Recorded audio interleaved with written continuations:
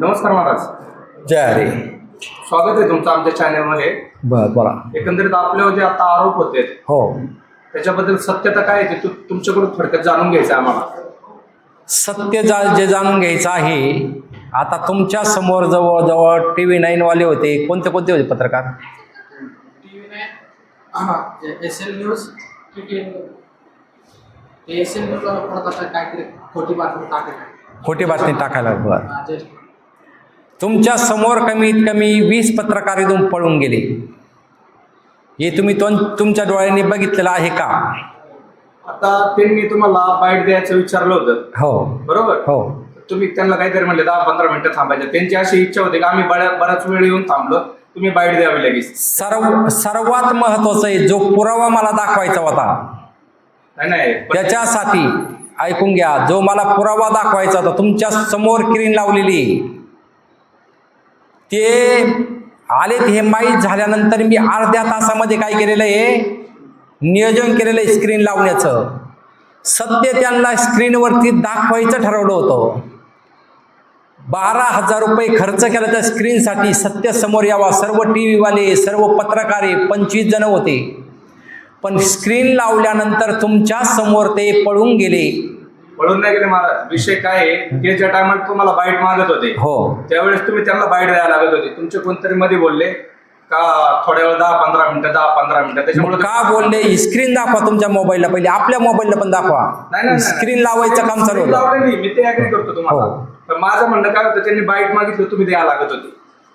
सर्वात महत्वाचं, जे पत्रकार आलेले होते त्यांच्या विरोधात मी समोर दाखवणार होतो आणि त्याच्यासाठी ते पळून गेले. जे लोक इथं होते पत्रकार काही, त्यांच्याच विरोधामध्ये मी त्यांना समोर दाखवणार होतो. त्यामुळं ते इथून पळून गेले. त्याच्यानंतर तुमच्या आर्थिक व्यवहाराचा एक आरोप केला जातो, त्याच्याबद्दल काय? आर्थिक व्यवहार कोणता? आता काही लोक असं म्हणतात का पैसे घेतले जातात, त्याच्याबद्दल काय सांगा? माझं असं म्हणणं आहे, आता तुमच्या समोर किती पब्लिक असं एक अंदाज तुम्ही आकडा सांगा. 1000च्या किंवा 400-500च्या घरात असू शकतो. 500च्या घरात असू शकते. पब्लिकचं असं म्हणणं आहे का महाराज पैसे घेतात, हे सत्य आहे. तर आता इथं 1000 लोक आहे समजा, याच्यामध्ये 11 रुपये घेतलेला तर कोणीतरी सापडेल.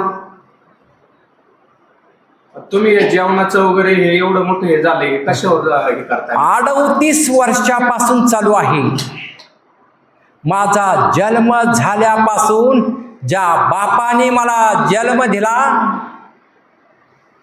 त्या बापाने जी इस्टेट कमवून ठेवली, त्याच इस्टेटमध्ये मी साधना केलेल्या आहे. वयाच्या 12व्या वर्षापासून वयाच्या 13व्या वर्षी माझं 14 तासाचं पद्मासन होतं. मी आता कपडे असे दिसतात म्हणजे असं नाही आहे, मी ओरिजिनल जटाधारी होतो, तपस्वी होतो. सर्व साधना मी इथे दत्तधाममध्ये जिथं मंदिर बांधलेलं आहे, मूर्तीच्या खाली तळघर आहे, तिथे मी साधना केलेली आहे.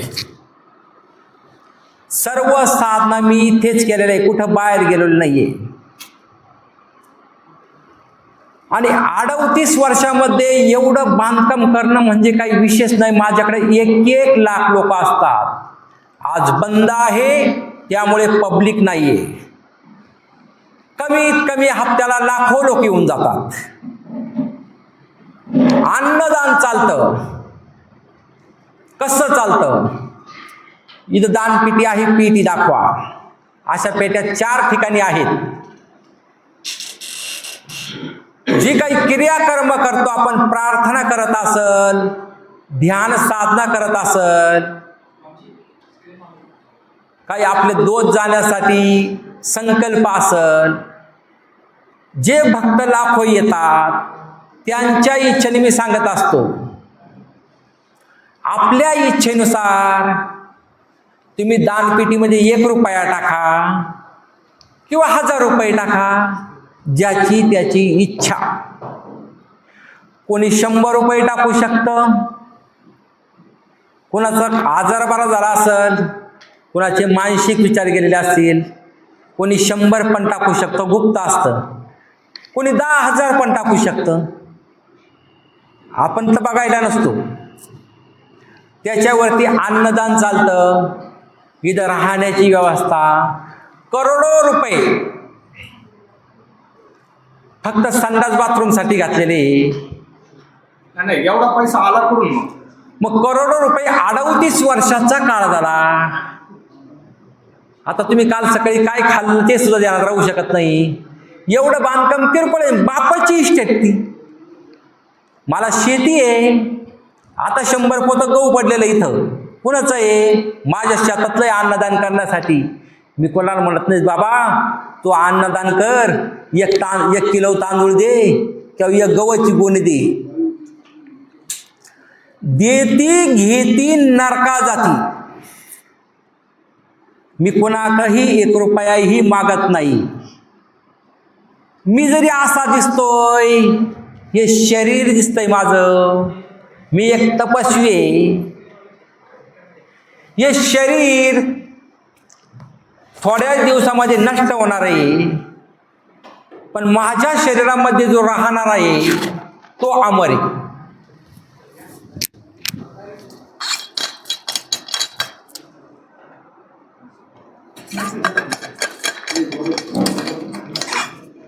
माझं शरीर जरी नष्ट होणार आहे, मी तपस्वी म्हणजे काय असतं? शरीराचाच अभ्यासी. मी कोण आहे? आतमध्ये काय आहे? आतमध्ये जाण्याची प्रोसेस असते.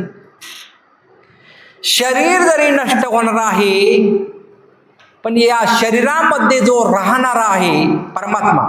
परमात्मा कुठे आहे? आपल्या शरीरात. बाहेर पण देव आहे, पण बाहेरचा दिसत नाही, तो काल्पनिक. पण आपल्या शरीरामध्ये जो परमात्मा आहे तो सत्य.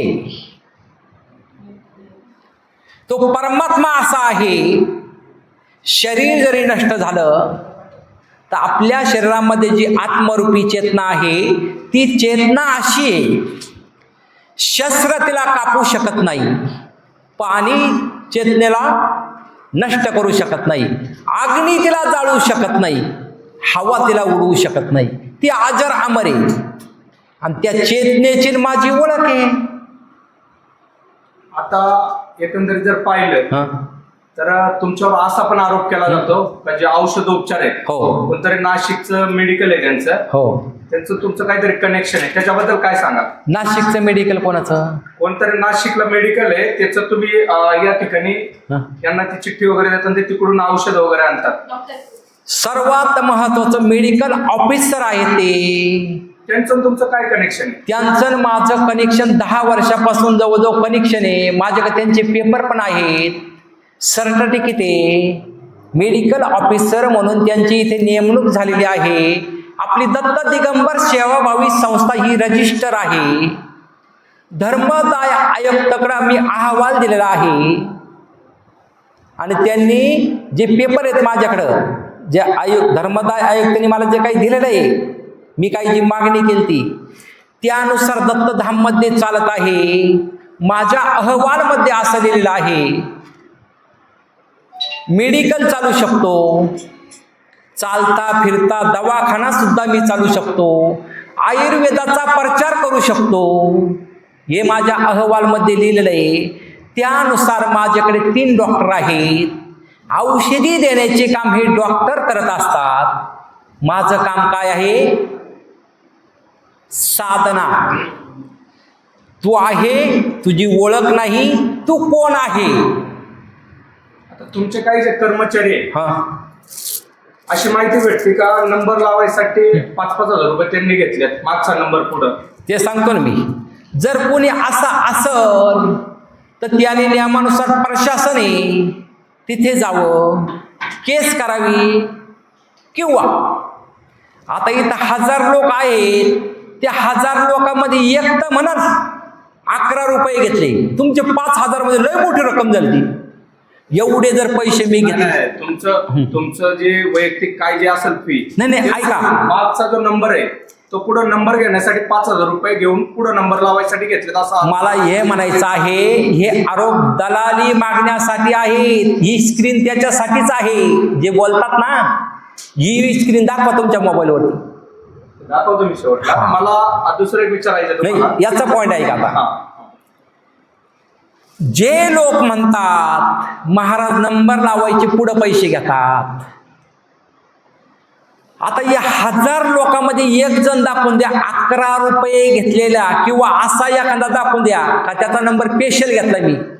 माझ्याकडे सर्व लोक सम आहेत. मी असं काही म्हणत नाही तुम्ही पत्रकार आहेत, किंवा एखादा मोठा साहेब आहे, धनिक आहे, किंवा एखादा रस्त्यावरला भिकारी आहे, सर्व मला समान आहे. मी जी काही साधना घेतो 6 तास, आता तुम्ही आता आले सकाळपासून चाली, ही आत्ता जी काही प्रोसेस घेतली याच्या अगोदर 6 तासाची साधना झाली, ही सर्व फ्री. मग पैशावाला जरी असल तर मी एका जणाला 6 तास देऊच शकत नाही. सत्य आहे का नाही? बरं, आता एक शेवटचा प्रश्न विचारतो तुम्हाला. हो. तुम्ही आता बोलले का पत्रकार पळून गेले, माझ्याकडे पुरावे. तुमच्याकडे काय पुरावे जरा दाखवता का? आता कॅमेरे आहे आपल्याकडं, कॅमेरे चालू आहे आपल्याकडं. नाही असू द्या ना, तुम्ही काहीतरी स्क्रीनवर दाखवणार होते, ते दाखवू शकता का आता तुम्ही? त्याच्या काहीतरी तुम्ही बोलले का पैसे वगैरे घेऊन माझ्यावर आरोप करते, काय तुमच्याकडे पुरावे दाखवू शकता का तुम्ही? दाखवू शकतो मी. ठीक आहे, मला दाखवा. ऐका, पब्लिकच्या समोर दाखवू शकता. आणि अजून एक पॉइंट घ्या, अजून मला बोलायचं आहे. आधी ओरिजिनल पैसे लोक देतात. साहेब, तुम्ही मगाशी बोलले का? नाही, पैसे कोणता देतात ते ऐका ना आता. हो. तुम्ही किराणा दुकानात गेले, 1 किलो शेंगदाणे घेतले, त्याला पैसे लागणारच. बरोबर. तसंच आपल्या दत्तधाम मध्ये काय चालतं हे महत्वाचं. पुरातन काळामध्ये काही डॉक्टर नव्हते. पुरातन काळामध्ये आपले ऋषीमुनी वैदिक प्रक्रिया करायची, साधना. वैदिक प्रक्रिया म्हणजे काय आलं? प्रार्थना आली, शरीर शुद्धी आली 7 चक्रांची, ध्यान साधना आली, यज्ञ आले, हवन आले. त्या हवनमध्येही भरपूर काही प्रकार असतात. तर आपल्या इथं काही हवन चालत असतात. कोणते हवन? आरोग्य हवन, समस्या निवारण हवन, महामृत्युंजय हवन आणि पंचसुक्ताचा अभिषेक. 3 हवन आणि पंचसुक्ताचा अभिषेक 11,000 रुपयामध्ये आपल्याकडे होतोय. पण ते हवन करण्यासाठी मी त्यांना सांगत नाही. समजा तुम्ही आले, तुम्ही हवन करून गेले, त्याची ऊर्जा तुम्हाला भेटते. कर्म केलं म्हणजे फळ भेटणार. तुम्ही हवन करून गेल्यानंतर, सेवा करून गेल्यानंतर तर त्याचा काहीतरी तुम्हाला फायदा होतो. मग तुम्ही तुमच्या मामाला किंवा बहिणीला किंवा कोणी असेल तुमचं जवळचं, भाऊ तू असं कर, तुला पीडा आहे, तुझं दुःख आहे, ते जाण्यासाठी मी गेलो, मी असं केलं, मला असं झालं. मग तुमच्या सांगण्यावरून तो मनुष्य येतो आणि डायरेक्ट हवनसाठी बसतो. त्याच्यासाठी सांगितलं जात नाही. मी सांगत नाही हवन करण्यासाठी का बाबा तुला करावं लागल. वैदिक प्रक्रिया करण्यासाठी हवन गरजेचं आहे. आता हे हवन तर मी सांगत नाही 11,000चं. वैदिक प्रक्रिया तर सर्वांनाच करायची आहे. दुःख प्रत्येकाला आहे. दुःख जाण्यासाठी मला ऐका, ऐकून घ्या, पूर्ण पॉइंट आहे. आपलं दुःख जाण्यासाठी, समाधानी भेटण्यासाठी प्रत्येक अमावस्याला हवन ठेवलेलं आहे. आणि ते जे हवन आहे ते 550 रुपयाचं हवन ठेवलेलं आहे. आता ते 550 रुपयाचं जे हवन आहे, पितृदोष असेल, कालसर्पदोष असेल, त्याच्यामध्ये नष्ट होत असतो. आपल्या जुने काही विचार असतात निगेटिव्ह, ते पॉझिटिव्ह होतात. आता असं पण या ठिकाणी आरोप होतोय का ज्यावेळी तुम्ही जे कॅन्सरचं वगैरे बोलतात, 2 मिनिटात तुम्ही कॅन्सरची गाठ वगैरे विरघळतात, त्याच्याबद्दल काय सांगा? कॅन्सरच्या गाठीचं आता तुम्हाला डोळ्याने लाईव्ह दाखवलं, त्याच्यासाठी तुम्हाला थांबवलं होतं. आजार कशी बरे होतात तुमच्या समोर मी काय केलं? मी काही मंत्रतंत्र मारले फक्त ओम शिव म्हणतो, मग शिवचं नाव मी घेतोय. पब्लिकला काय सांगितलं मी आता, तुम्ही रेकॉर्ड केलेलं आहे त्यात. तुम्हाला मन आहे, तुम्ही जरी देवाला मानत नसाल, तुम्हाला मन आहे तो ते तुम्हाला मान्य आहे का? तोंडाने बोला, तुम्ही घाबरू नका, तोंडाने बोला. घाबरत नाही, माझा कॅमेरा चालू आहे तुम्ही. नाही कॅमेरा असू द्या, हा तुमचं रेकॉर्ड चालू आहे, आमचं चालू हा आहे. बोला, मन आहे बोला. तुमच्या शरीरामध्ये आत्मा आहे का? आहे. तुमच्या मनाने जर ठरवलं मला इथंच बसून राहायचं, तुम्ही इथं बसणार. तुमच्या मनाने जर एखादा संकल्प केला, नाही नाही आज मला इकडं जायचंय, तुम्ही जाता. एखाद्याच्या मनाने जर संकल्प केला, नाही आज मला दारूच प्यायची, मनात आल्यानंतर माणूस दारू पितो, सत्य आहे. तुम्ही तोंडाने बोला, बरं वाटतं बोलल्यावर. मला आता एक नाही नाही हे सांगतो तुम्हाला, आजार कसे बरे होता, तुमचा म्हणे गोळा कसा केला ते सांगू राहिले तुम्हाला. थोडक्यात सांगा काय आले तेव्हा. हा मोठं आहे.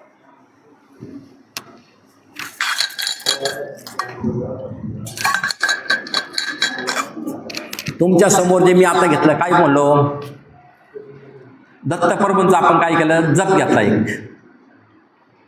आणि मी काय म्हणलो, तुमच्या मनाने तुमच्या शरीरात श्वासावर लक्ष केंद्रित करा. तुमच्या मनाने, तुमच्या मनाच्या साहाय्याने आत्मरूपी चेतनेमध्ये तुमच्याच मनाने प्रवेश केला. डोळे दाखवा बरं, जाणवतं का नाही आत्मरूपी चेतनेमध्ये मन गेलं का नाही? मग तुमच्या मनाने तुमच्या शरीरामध्ये जी काही आत्मरूपी चेतना आहे त्यामध्ये प्रवेश करून तुमच्या मनाच्या संकल्पाने सृष्टी रचनेमधील सर्वात पहिले सर्जन म्हणजे डॉक्टर, भगवान भोलेनाथांना मी डॉक्टर समजतो, सर्वात पहिले सर्जन. त्यांनी गणपतीची सर्जरी केलेली होती, हे मान्य आहे का? तर मी तुमच्या समोर काय सांगितलं, तुमच्या आत्मरूपी चेतनेमध्ये तुमच्या मनाने प्रवेश केलेला आहे. तुमच्या मनाच्या संकल्प शक्तीच्या ताकदीने तुमच्या आत्मरूपी चेतनेमध्ये भगवान भोलेनाथ तुम्हाला दिसत आहे. मग मी काय बोललो, भक्तांना काय सांगितलं, भगवान भोलेनाथांना विनंती करा, तुम्ही गणपतीची सर्जरी केली होती, आम्ही तुमचे लेकरेच आहोत, मग तुम्ही जर गणपतीची सर्जरी केली तर मग आमची करा. बरोबर. आता मला एक शेवटचा प्रश्न विचारायचा तुम्हाला. हो. तुम्ही आता बोलले पत्रकार पळून गेले, माझ्याकडे त्यांच्या विरोधात काहीतरी पुरावे आहेत, मला खूप आहे ते दाखवायत तुम्ही. हो. म्हणजे मला ते हे करताय. बरं तुम्ही समाधानी आहे का? समाधानी आहे मी. मला प्रत्येक प्रश्नाचं उत्तर विचारलं ते दिलं तुम्ही. मला फक्त शेवटच्या प्रश्नाचं उत्तर द्या. हा द्या ना. मला जे तुम्ही बोलले ना पत्रकार पळून गेलेत त्यांच्या विरोधात पुरावे ते दाखवा. बरोबर, हे झालं ना आता, पुढे समोर दाखवा आपण. हे करू का बंद आता? हा ते बंद करणार करू.